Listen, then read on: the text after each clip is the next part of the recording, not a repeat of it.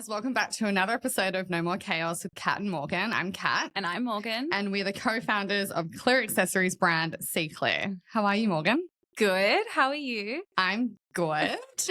How's your day been? Busy. We're amping up for Fashion Week, so there's a lot going on in the office. How has your week been? What's your calm and chaos? Calm, long weekend, took the Friday off. You did take the Friday off? Yeah. I mean, we worked, sort of. Sort of. But that was calming. I had just some chill time. And then chaos. Oh, nothing too severe, actually. This has been good. That's nice. Like nothing. Great. I don't think. My calm and chaos. I mean, I had a pretty calm weekend. I think so. Like we went and saw. Oh, yeah. Yeah. Morgan and I went and saw Challengers at the movies on Saturday night. Brilliant. Let me just say, going to the movies these days is quite an expensive outing. Yeah, it's like going to dinner. Like, what the fuck? I reckon I was like down $150. We went to Gold Class, but like that's fun. Crazy. Yeah. That Gold Class ticket should be inclusive of food. Or wine. Like they charge you $47 for a seat. Yeah, but do you know what? It's actually, I think a normal ticket is still 27 or something. It's not that different either. So it's really expensive no matter what you do. Wow. That's why I'm like, Gold Class isn't too bad. Yeah. Yeah. Brilliant movie though. Oh, the movie was great. If no one has seen it, we highly recommend going to go see that movie. We're back to tennis. Chaos for the week. Obviously, Taylor dropped her album. And she sent us into chaos with the double album release.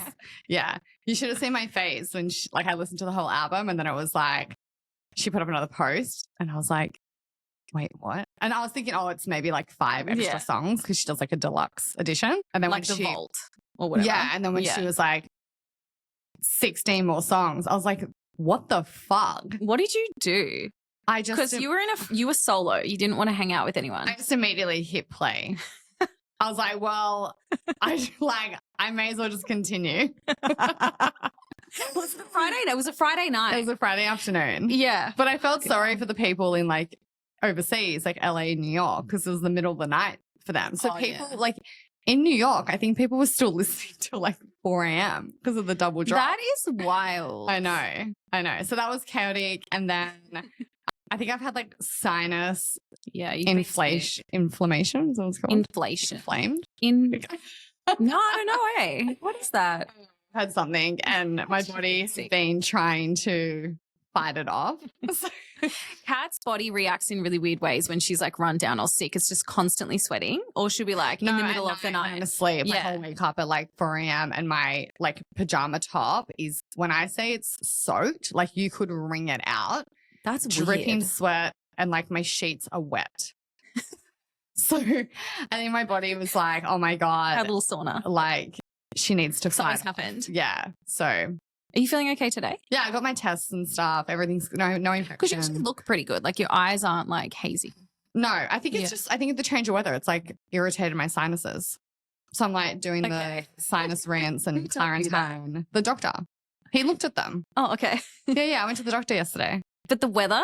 Yeah, he was like, change of weather can like irritate your sinuses. Oh, okay. Yeah. I said, you just tried to like put me on the gronk just then. And I had an answer for you. You were trying to make out like I self-diagnosed. No, you always have an answer. I just am like, weather shot you back with facts and you had nothing. Because I never have anything. Your face. Your face was like, oh, she's got me. Yeah, don't try to like, put me on show, hun. I'll put you in your place every time. Oh no, this is going to be another hectic episode. Okay. Well, I told you to be prepared. I know, I'm not. I'm because like, I've had feedback on your Coachella answer. Oh, so that stupid answer. Yeah. Stephen from Mecca voice noted me this morning and he was like giggling and he's like, Morgan's answer about the Coachella thing. He's like, she's fully contradicted herself at every point. Oh, I always do. And I said, but that's only because she didn't pre-prepare 100%. I said, so I was like, what I found with Morgan and with other true creatives is they don't like to be put on the spot. No. Like they need time to prepare for the answer 100%. and digest it and, come back with their ideas. I said, so I don't feel bad because I sent her the agenda 24 hours prior. Oh, I don't feel bad for my answer. Yeah. And so I'm like, that's why her answer is all over the place. Why does he think it's weird? Like, does he like, he was just laughing like at how like yeah. he was laughing because he goes, I just found it hilarious that like you pointed out you guys own a product brand that would perfectly suit Coachella. Totally, but I still wouldn't want to do it at Coachella. Like, that's what I'm laughing at. Yeah. And he's like, but then she kind of comes around to it at the end. No, because I'm like, oh, think about it. I haven't actually given it any thought, if I'm honest, either. Don't worry. Huh? Yeah, great. We're not coming back to Stunning. it. It's all good. We moved on. In my head, I was like, yeah, nah. But we are going to do like a deep dive of Taylor's new album at the end of the podcast. So again, if you're not a fan, Jump off. You can stop after this segment. Or fast forward. Or pre-warn. But let's get started with our little business topic today. Gorgeous. So we're going to do 2 mini topics. Mm-hmm. One is going to be around influencer marketing as a brand. And the reason why I put this on the list is because someone sent me a TikTok, I think it was yesterday or the day before, and it was a small business owners and they were talking about just their experience with influencer agencies and with influencers and just like the downside of it. And obviously Interesting. I own an influencer agency. Yeah. Agenda. Called MGMT. And we are not like that, guys. And I just thought it was interesting from like a brand's perspective and like particularly a small business, how what their experience has been like. And so I thought that we could talk to how, CEE CLEAR works with influencers and our strategies. And if I can give any insight to small brands that are listening on how to work with influencers and how to strategize on your side, I thought that would be helpful. Agree. And then we're going to move into, guys, as we said last week, we launched into Sephora. Exciting. Which is super exciting. And it's been such like people have received it so well, which we're so grateful for. And Sephora has been so incredibly supportive of the launch. But who knew that launching onto Sephora would open the floodgates. Would get you your own Reddit thread. Aggressive too. I'm stoked. Yeah, it was pretty cool. We made it pretty cool. I didn't get offended. I was like, guys, this is mad. It's all really shit commentary. Yeah. Yeah, it wasn't witty either. Like no one had some like witty comments about the brand. It'd be fun for us to like, I picked out like the top, like the main theme of the comments that were coming up, and I thought that we could talk to them. And if any of the Reddit users are listening, maybe it sheds some light. Can we comment on the Reddit page and be like, hey, we've answered your questions. Listen to this episode of We could. Or is that? Yeah. I mean, there was one user that really went into bat for us. I don't even know who it is. Oh, we'll send us some products. We'll give you a free product. That's a good idea, actually. We should. Yeah, that's a great idea. Like, thank you for supporting us in the Reddit thread.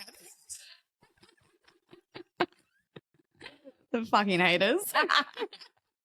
Who knew though? You go like a little bit more commercial and then bam. Yeah, they're like, what's this new brand on Sephora? Have you guys seen this? I was like, whoa. We've seen it. Like, this is outrageous. Anyway, let's get into influencer marketing. So we are going to talk to it from the perspective of CEE CLEAR and how we would work with influencers and how we strategize that. So let's start with how we build out an influencer strategy. I want to start by saying that an influencer strategy does not just mean paid influencer work. Yeah. It is encompass of gifting, seeding, like relationship building, all that type of stuff.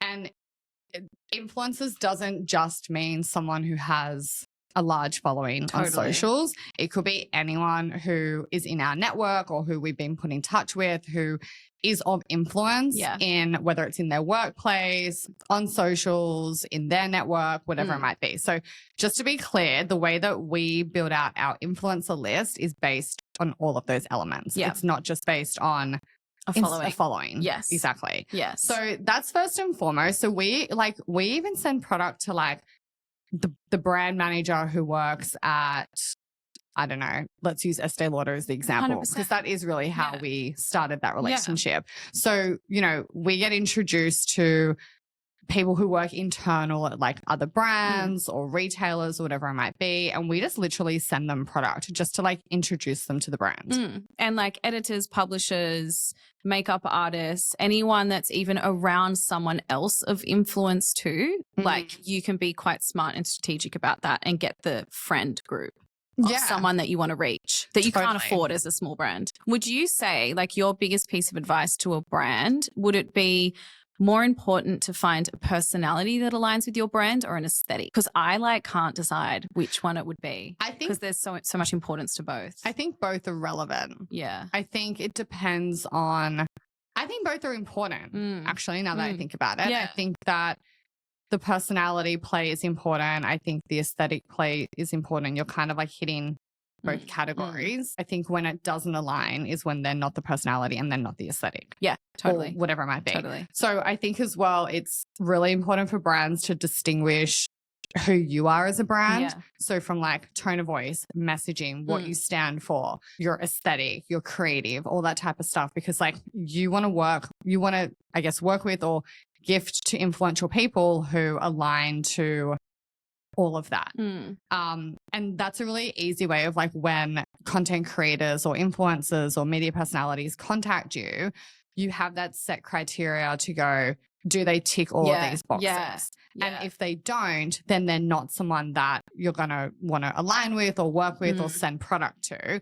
And I think that when brands don't have that set criteria, that's when you see like confusion in the market because you're kind of seeing like every single person posting about a brand and you're like, hold on a minute. Yeah, what is it? What do they stand for? Yeah, like well, I thought that brand stood for this, but then they've gifted to this person who in my mind isn't aligned to that brand. That actually turns me off from wanting to use that brand. Especially now. Yeah. Even more so than previously. No, like even just like now I'm like, what the fuck? There's like luxury brands, I won't say who, but there are like high-end luxury brands that I either own their products or I've thought about purchasing their products. And I'm talking like expensive items. And I've seen that they have worked with influencers who are just so misaligned to their brand. Me as the consumer looking at that it's actually stopped me from purchasing. Yeah, it's deterring you. Yeah. Yeah. Because I'm like, oh, that's not in my style and that's not what I thought the brand was representing. 100%.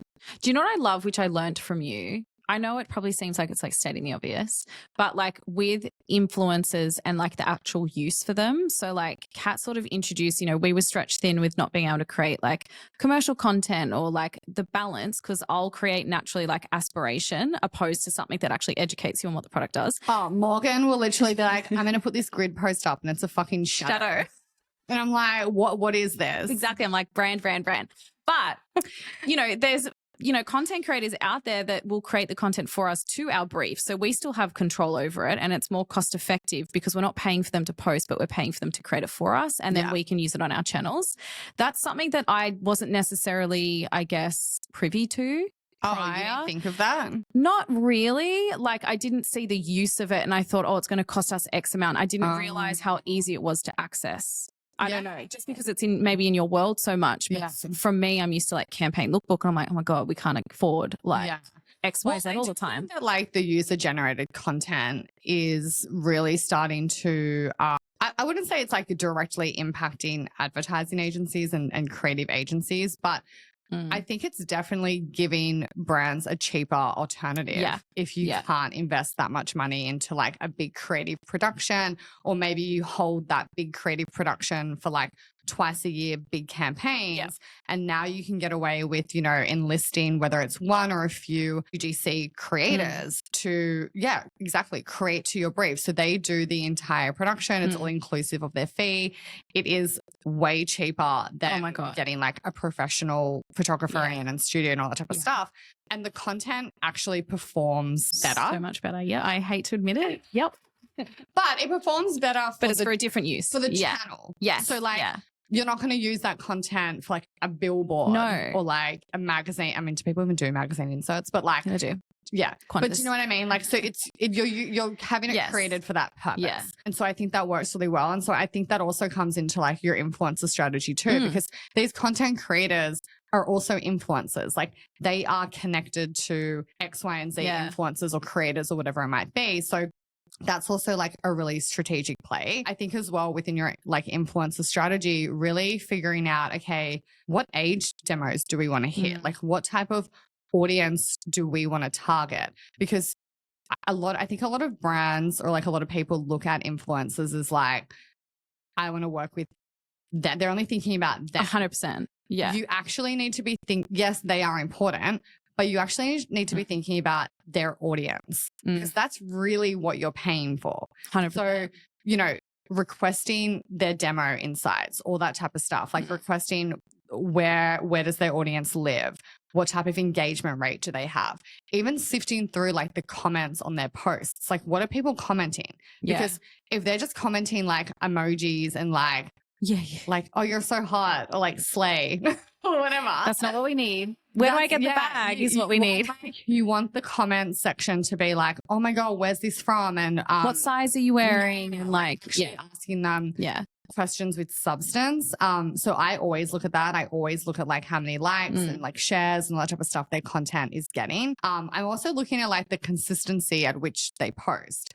And I'm also looking at how much organic content they put up, or is it just paid stuff? Because if they're just posting paid stuff, that's not going to work. Also not going to convert. Yeah, because it's like their audience isn't going to be trustworthy because they're just posting paid stuff. So you want to make sure that like the people that you're engaging to work with your brand, that they're authentic, they're consistent, and that they have engaged audiences as well. So valid. I feel like I'm back to learning. So that's essentially how we use influencers. At the moment, we don't do a lot of paid influencer work. We do it kind of sparingly because we're still investing that marketing budget into other areas of the business. However, if we do paid stuff, it's very intentional. So for example, we're about to do some paid work for Mother's Day. The reason why we've engaged an influencer for Mother's Day is because, to be honest, that's just the type of content that Morgan and I we can't do. I'm not pregnant, don't have a baby. We're not mothers. Like I have nothing to give in that area. Yeah.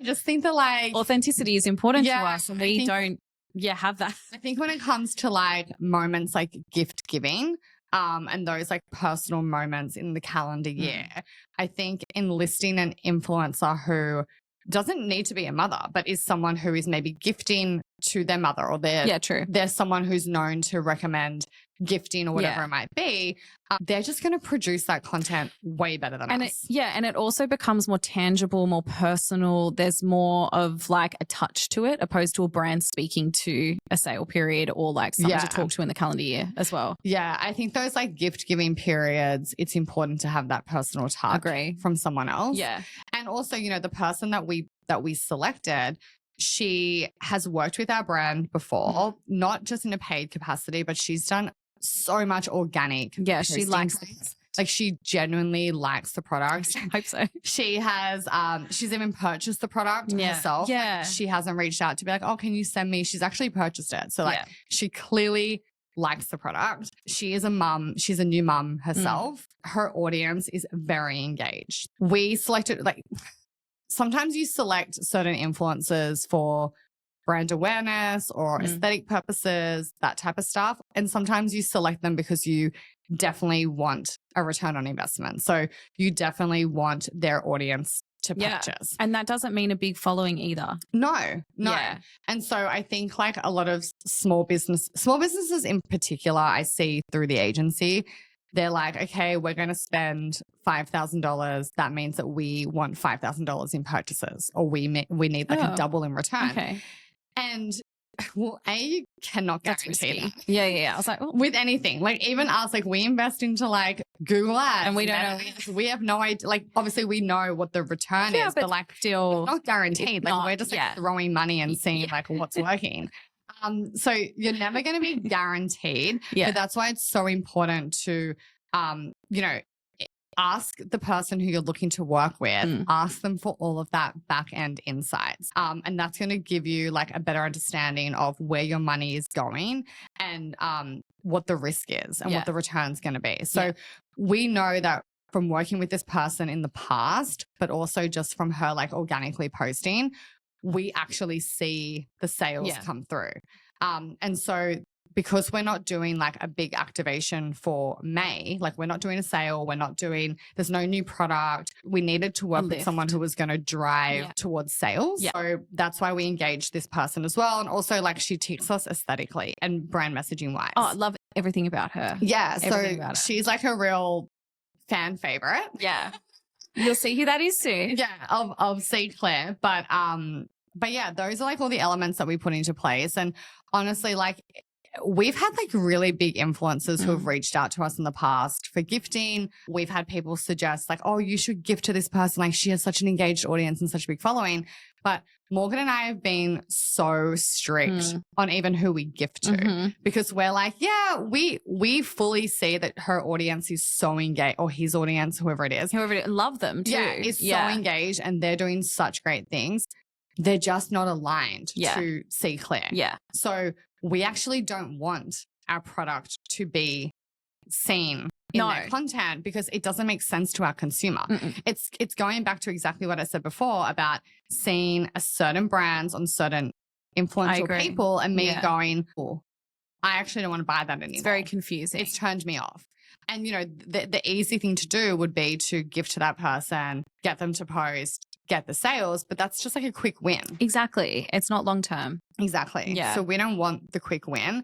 And it's very hard to like work your way out of that once you do it. Like, I don't know if I mean, you can, but like it's pretty difficult it's like same thing if a brand goes on sale too much.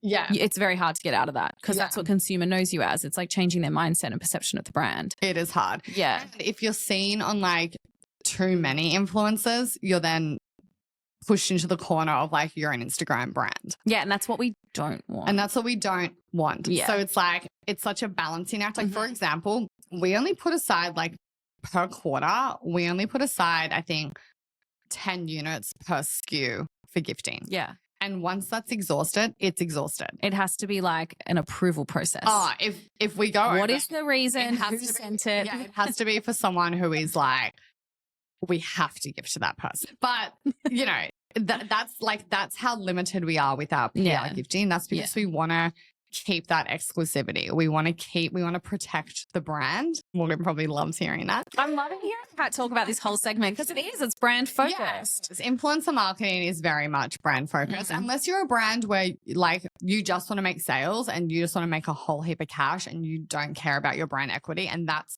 totally fine. That's a different story. But for us, we are very selective. It's the same reason why, you know, you guys don't see like the row gifting out to every single person, or like the Tait or Jacquemus. It's like, it's so exclusive. And you want to be in it. And they actually want to see, like I've noticed they only, like those big luxury brands, they only gift to people where like they've seen that person buy the product consistently and genuinely post about it. And like, they're actually a fan.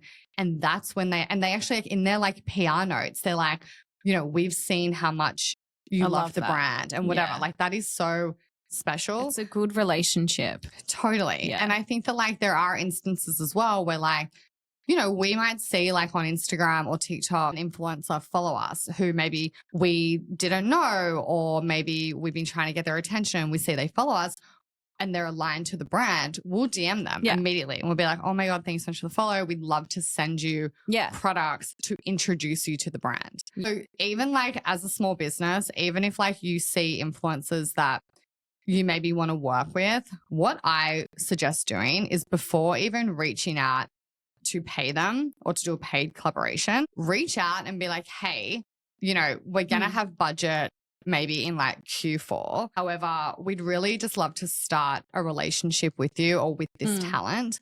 You know, are you open to receiving a gifted package just to like, so you can like use the product, get a feel for it, like see if it's like your vibe. And if it is, and they are genuinely using the product, great, let's talk about a paid 100%. partnership. But yeah, that's essentially our, I guess, influencer marketing strategy.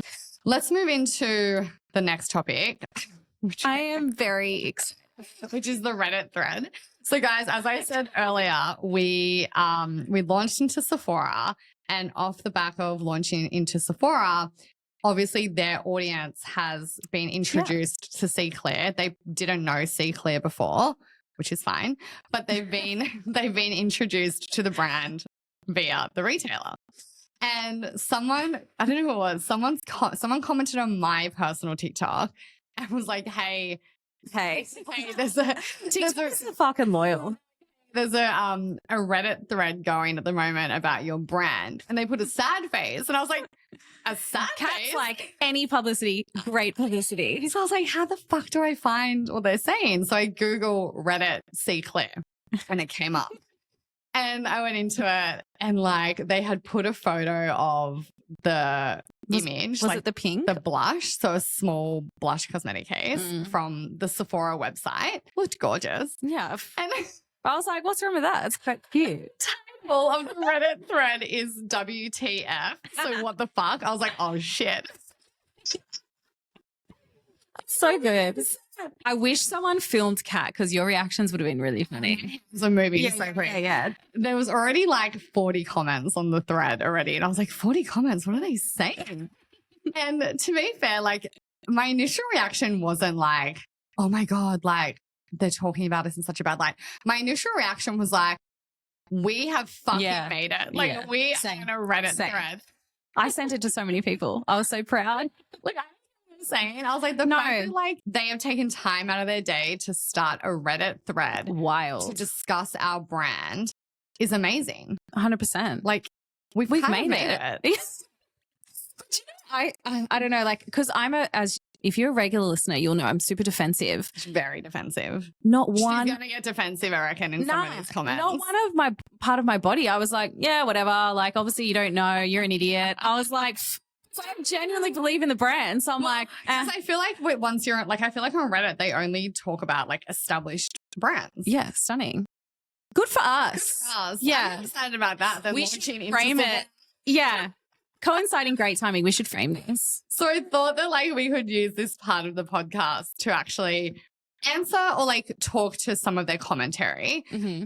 A common theme or trend that I saw in their comments was very much around the pricing, which is fair. But what it showed to me was like the lack of understanding from consumers on why things are priced certain ways, like pricing strategy, which was really interesting to me. And so I don't blame them for their comments. Like I'm like, no, totally. And it's, you're on a website, you actually can't see the quality. Yeah. Which is why like once we get in store, it'll be a lot better. Yeah. But it's a thick PVC. It's 100% PVC basically, which is rare. Because you normally get those like shitty little gift with purchases and break within a week. Yeah. Again, calling our product a gift GWP because that's where you normally see one. Yeah. So I'm like, oh, interesting. Yeah. Well, let's get into it. So I'm going to read everyone. So I should get a drink. So the first few, I would pay $2 from the reject shop. Savage. Daylight robbery. Wait, is that the same one? No, there's a different one. It's quite good. It's giving AliExpress for $5. That one we've gone up in price. Yeah, but it made me laugh. Why? It costs us more than $5 to make the product. Yeah, you idiot. I was like, $5, that's cheap. I was like, maybe we should go to AliExpress. We tried when we first started the brand. I don't understand who would buy this cheap stuff for $65. Me. I keep getting ads for these and I keep imagining how bad they'll look after having makeup in them for a few weeks. You can wash them. I would also like to understand the pricing, given it just looks like a clear PVC pouch that's been purchased, pre-made, then branded. No disrespect to the brand, but also not following along with the pricing. So, interesting. Let's talk about the pricing first and foremost.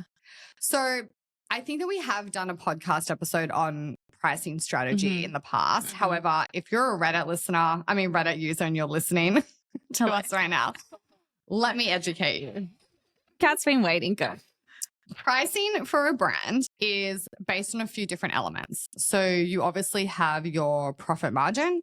So a profit margin is calculated based on your cost of goods. The cost of goods is encompassed of your manufacturing cost per unit. So how much it actually costs to make that one unit. And then you bring in factors like how much it's going to cost to ship that unit from your manufacturer or factory to your warehouse.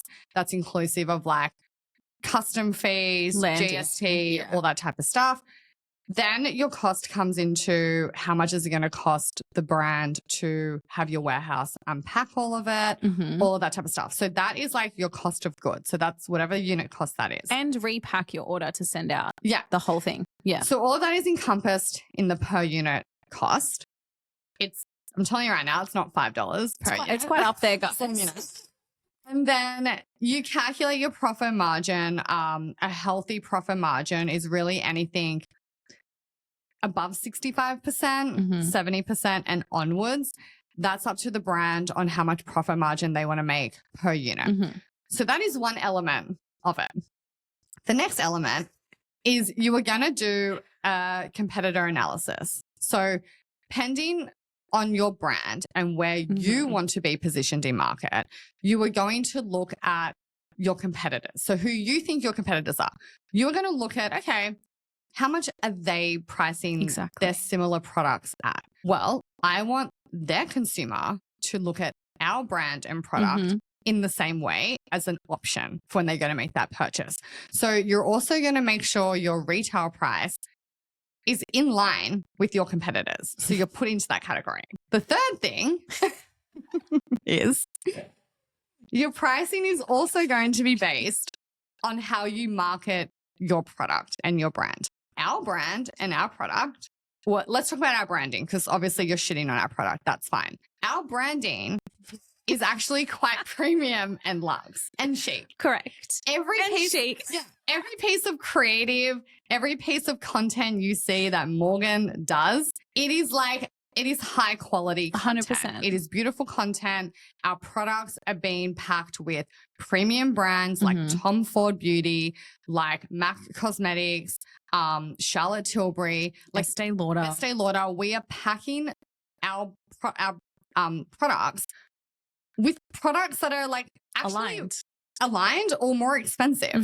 than what we're selling. A nice case to put your products in. And like we're also like packing our cosmetic cases into luggage that is of premium brands. We're also, putting a tote bag next to a Gucci duffel bag. Correct. Why would we price our products at, someone said $5 or $4 from Kmart? Why would we put a cosmetic case for $4 next to a Gucci duffel bag that's $3,500?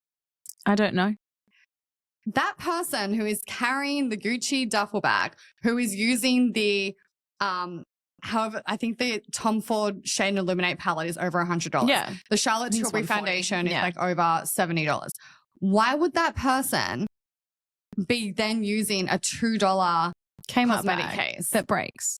That doesn't make sense. Exactly. There's a misalignment, guys. Yes. And you know what? Not every product is for everyone. No. It's okay to be exclusive. 100%. You actually think exclusivity should be bought back. Oh, shit. Don't start this subject online. We're going to get another Reddit thread. No, but in terms of like not everything is for everyone. No, that's people need to get over it. Yeah. It's okay. Yeah. We're not trying to be for everyone. The person who has made the point of, I would pay $2 from the reject shop. Cool. Go get the reject shop That's back. your market. Why are you trying to tear down a brand that's not even trying to be in the reject shop? They're in a tiz. They're so angry. I don't know why. I reckon they saw the product, they liked the product, it pissed them off. But they liked Yeah. But like, why are they so angry by it? I think because it's that tear down mentality or like the cancel culture that's now, I feel it's not as hectic as what it was like a few months ago, but it's like everyone loves to like just be like a keyboard warrior and just say a lot of shit and just sit behind their desk basically. Yeah. They just don't understand. Like, but if you were to sit and talk to this person and be like, oh, actually, this is why it costs X amount, they'd go, oh, that makes sense. Yeah. Well, they're making their comments because I read the comments and they're... Is there more? I haven't read it since the first one up. Oh, stunning. They're basing the pricing comments, all that they're basing it off is this one single image that they've seen. I reckon it's the word PVC, because I think people have this weird stick. Because you know how like when we launched, we had to really educate people on why we were doing it because of sustainability and you know, all of that. So people have this like connotation with PVC that it's bad and it's shit and blah, blah, not realizing if you get good quality PVC, you can reuse it, you can wash it, it looks brand new. Well, PVC is, look, like with a lot of materials in market, there are pros and cons to everything. Correct. We understand that there are cons to PVC. We also understand that there are pros to PVC. We're also a growing brand. As we grow, like you guys don't know that we're behind the scenes testing out other materials that are more sustainable and environmentally friendly that we will eventually introduce. But PVC, like it's very durable. It's very premium. It's not going to damage. Our whole purpose of our products is that they are reusable and they're durable. The $2 cosmetic case that you're referring to is actually very cheaply made. It's a very poor, I don't even know if it's PVC. It's poor like material. It's PVC, but the percentage of it, it's like broken down to like 20% PVC, 80% XYZ. Yeah. So it's going to actually break. You won't be able to reuse it. And it's not going to be durable. So that's also where our pricing comes into play, is the materials that we use are on the higher end. So like, we're not going to sell. Why would we have a business and run it at a loss? Yeah. Like, so the materials are also factor. Yeah, a factor. Yeah. But it was interesting because like they're basing the pricing argument on the imagery, which I thought was really interesting. And I think that's because when you look at our e-com imagery, because there's nothing, the products aren't filled with anything. On Sephora, and they can't, because people might think that you can get the products in the case. No.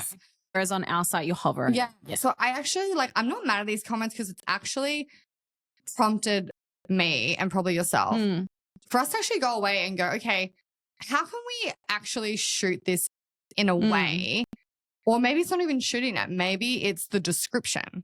It's probably more description, because when it comes to imagery, especially in wholesale accounts, everyone has different ways of shooting the product. Yeah. So we won't be able to control, like on ours, we can control how we present, which is why our e-com imagery looks more propped and things.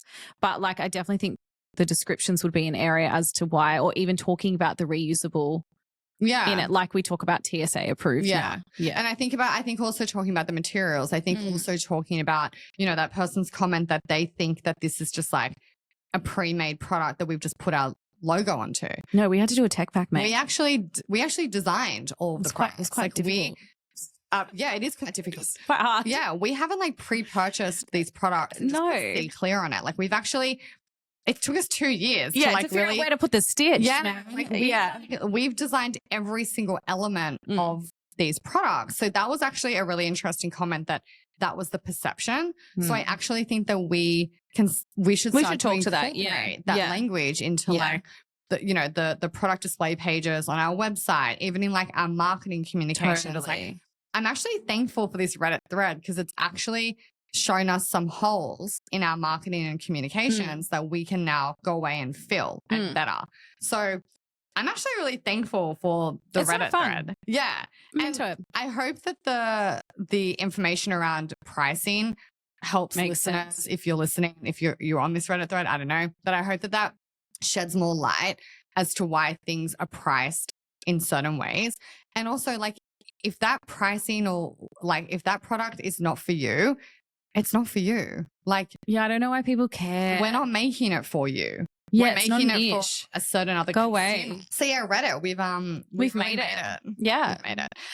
Let's move into our pop culture segment, pre-warning everyone that we are about to talk about Taylor Swift and her new album, The Tortured Poets Department. We're late to the game because we recorded on the day that it dropped, and then it's been a week, and here we are.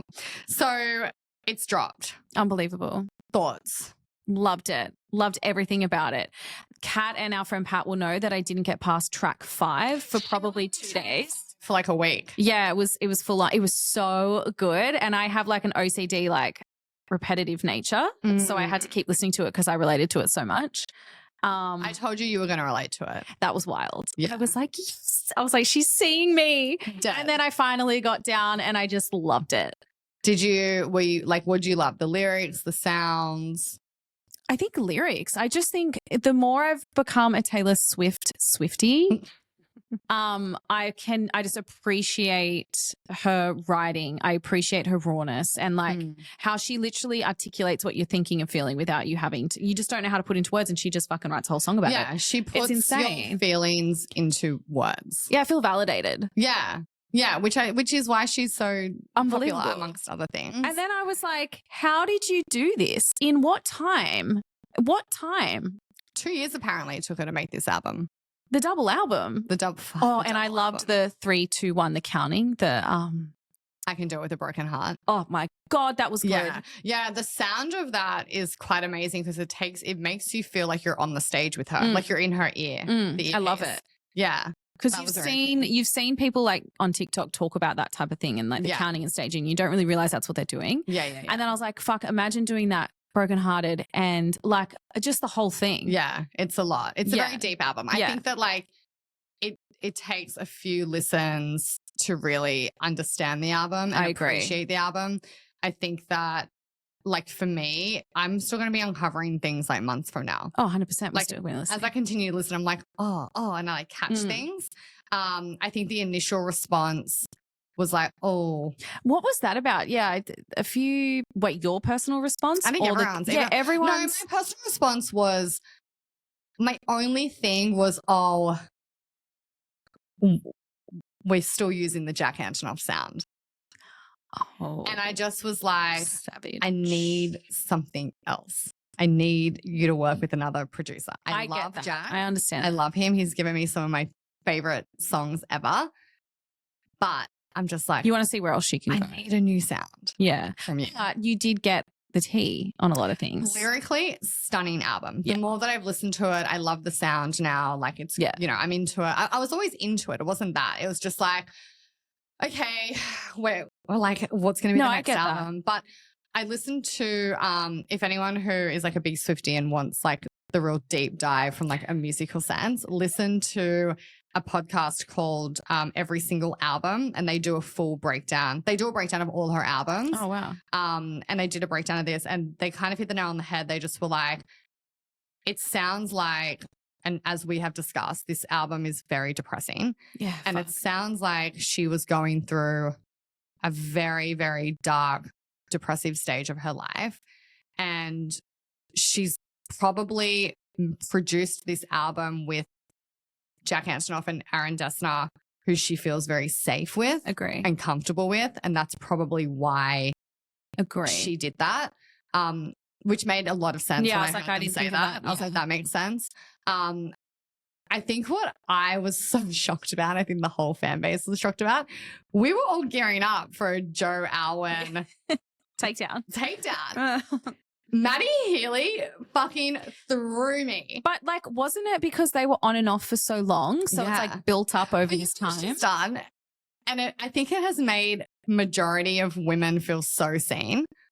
If you're a woman and this happened to me, this album, like what Taylor went through with Joe and then went through with Maddie, and then like I'm yet to meet my Travis, is like, she has summarized my relationship and breakup, the next guy that immediately came after that, and then whoever's going to come. But to make an album about this 6-year relationship that was obviously like, beautiful, she thought he was the one, they were going to get married, blah, blah, blah. It didn't happen. To then end the 6-year relationship on this album, call that guy your psychotic breakdown.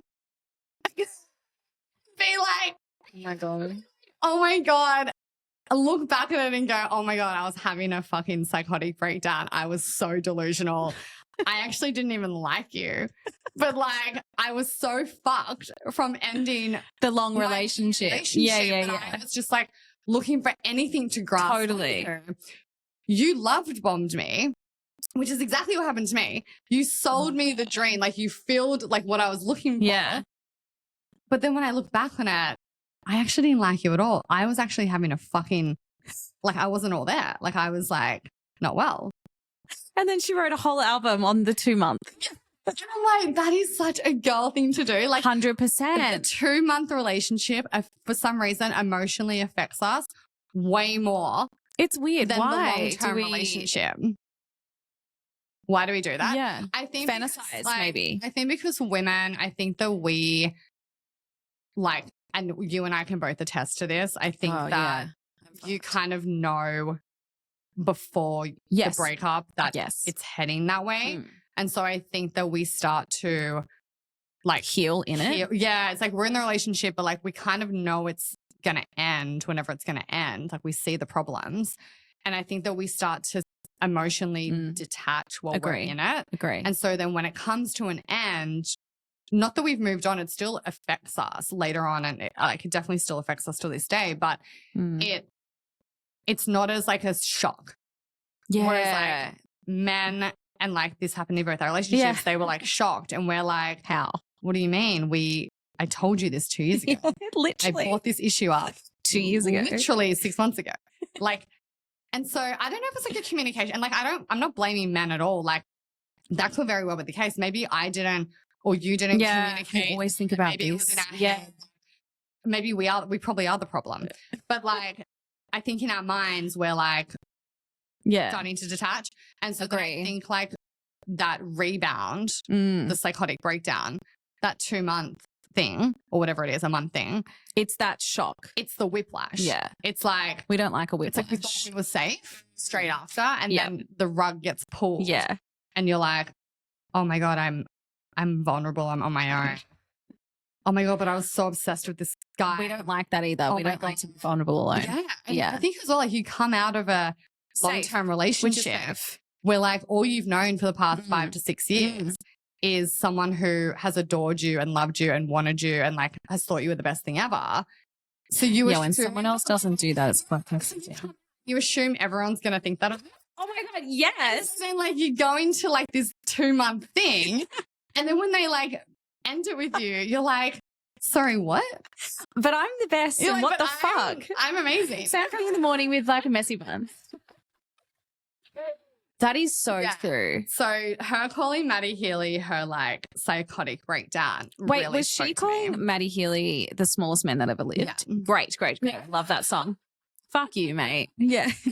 And the songs about Travis were great. To die. Just, she seems so happy and fun. I know. I actually love this. Having a ball and love it. You know, best of luck to them. We'll be at the wedding. How do you think that they are going to, how's she going to integrate? Do you think she's going to integrate the new album into the Eras tour? I hope so. I really hope so, but I think she'll sing the Travis stuff. Do you think? Okay. Why would you go depresso in a stadium like that? That's joy and fucking wristband lights. Like, no, I think she's, what do you mean? Folklore and Evermore, she's singing like depressive songs. Yeah, but they're not as bad. Don't you think this one was like, well, this album definitely confirmed that Folklore, Evermore and Midnights are Joe's breakup albums. Which I feel then it's like it's heavier. It's like you. I think she's going to do Down Bad. Really? Yeah, in a stadium. Okay. I'm okay. Yeah, I think she's definitely going to do that. Okay. I think she'll do Down Bad. I think she'll do. I mean, if she doesn't, But Danny, I love him. I love that song too. Imagine Fortnight with Post Malone. She'll probably do Fortnight. What else will she do from that album? Maybe Florida. That would be fun, yelling in the stadium. She'd have to imagine if she got a special guest. I think Florence will make an appearance. I think Post will make an appearance. I'm not kidding. I'll go to Europe. Should we go watch one? Try and find a show. Yes. I'm going to be so interested with what the surprise songs are going to be in London. So long, London. Do you think? Should definitely do the Black Dog. For sure. Should we try and get tickets? I think so. Okay. We'll fill you in next week. CEE CLEAR expense. No, CEE CLEAR needs to keep the cash. See? Yeah. I get scared. And then recently they were at Patrick Mahomes' charity event together, just looking like the royal couple. Yeah, love them. Everything, love them. I didn't know who the fuck Patrick Mahomes was 12 months ago. And now I'm like watching his mainly for charity. Netflix. Now I'm watching his charity event. I know. Who fucking knew? Wait, do you think they're going to go to the Met Gala together? So there's mixed reports online. I don't know. Okay. Some publications are saying they are, some are saying they aren't. Because this is a good theme. What is it? It's like something sleeping garden or like. If they go. It's a good theme. I think I'll actually pass out. Same. Imagine if we were in New York. Should we go to New York? And it's next week. Oh, yeah, fair. Oh, yeah, I've got Fashion Week. Fuck. Okay. Okay, let's move into our community questions to end the podcast with. Okay. So first question is, how do you plan your time together to discuss CEE CLEAR?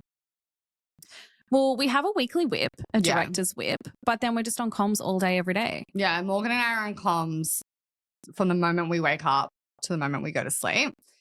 And we have a regular Monday morning catch up. And in that catch up, we will update each other on what we worked on the previous week, what we're going to work on the week coming. Yeah. And we also just cross check with each other if there's anything priority that either one of us has to do. Because things move so quickly. So that is a must. And I think it's a big help. Yeah. Yeah.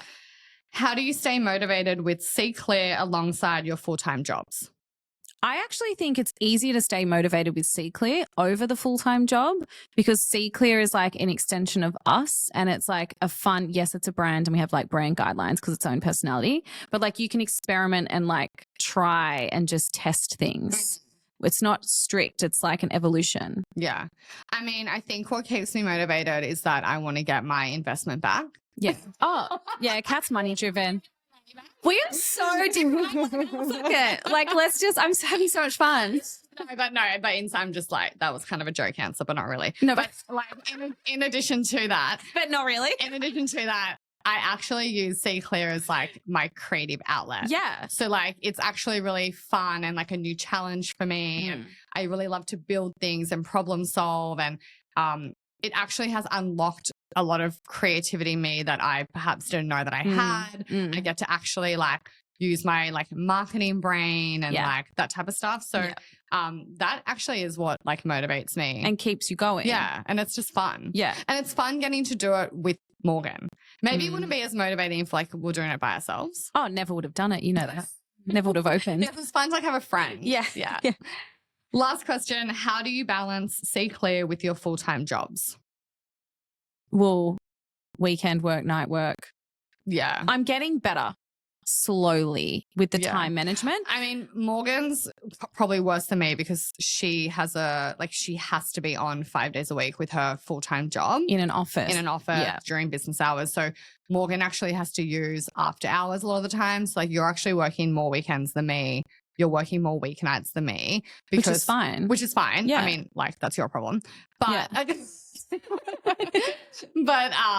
I have structured MGMT in the past 24 months to run without me being 100% involved. So it's actually enabled me to spend, honestly, probably like 4 days out of the 5-day working week just on CEE CLEAR. Mind you though, Kat, people need to remember you've built MGMT for how long?